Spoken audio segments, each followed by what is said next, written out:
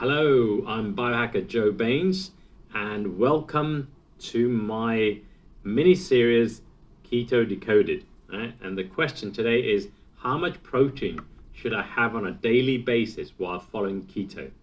Right?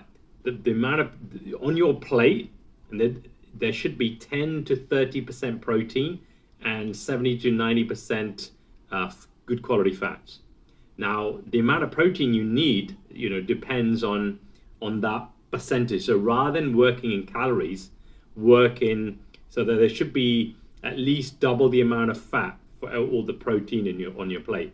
So there's an X amount of protein, you should have double the amount of fat. And the amount of protein you need will depend on your lifestyle. So if you're a bodybuilder, you're going to need a lot more protein than obviously if you sit in an office all day. So just vary it to